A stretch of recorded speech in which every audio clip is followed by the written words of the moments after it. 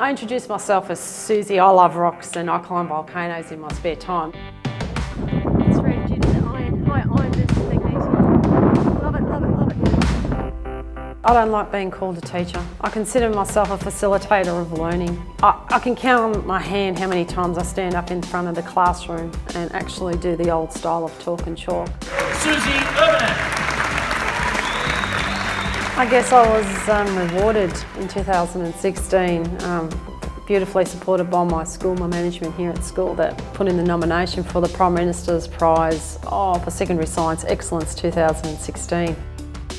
Let's work together and innovate to achieve this, so we remain a prosperous nation beyond 2025. Thank you.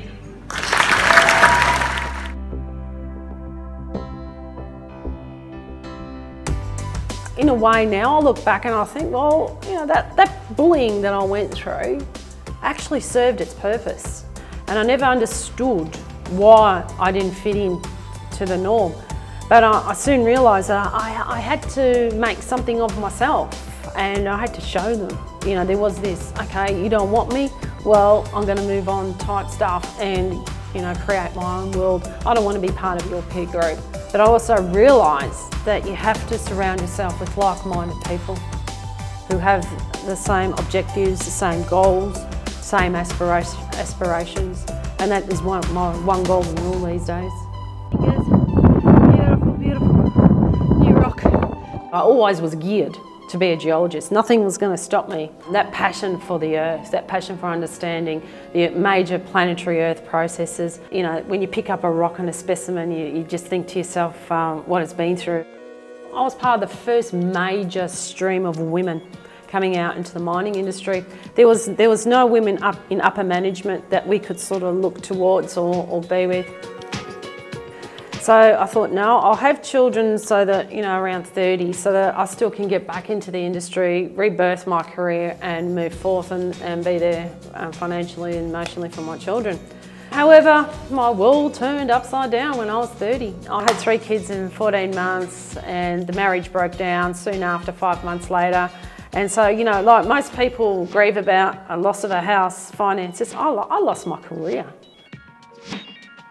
And so I had to go into teaching. That was my last avenue. I wasn't going to teach. I didn't want to teach. It was just a means to an end. I was going to be out. But then I started teaching and I couldn't teach in the system that was that. It was just so disconnected to what actually a scientist actually does in the real field, as I was a geo. So I was running 2 systems at once and I've prototyped this new system that I've got called CORE, Centre of Resources Excellence, which is authentic, real, hands-on science work. And I know that there's a lot of people that think the same way that I do, that education needs to change. Particularly parents, I find, and they want what's best for their kids. So they want to see the education system also be dynamic and also be inclusive of their kids. People prefer to say, I did bad at that, that's the end. They're not going to challenge that again and again and again. And I think you just got to get up and do it. And fear is such an amazing energy, negative energy that is overwhelming and takes a lot to actually overcome. I say to my students, success is about failure. It's about making mistakes because these are positive learning experiences.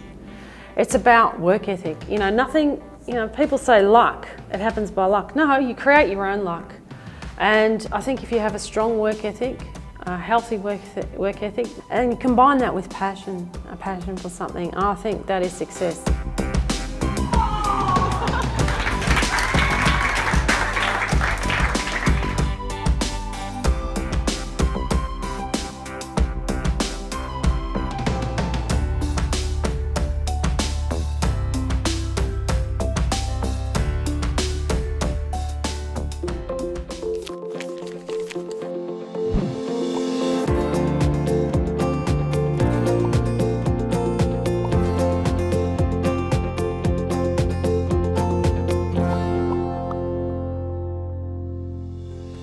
We hope you took some inspiration from Suzy's story. Thanks so much for watching Stories Out Loud.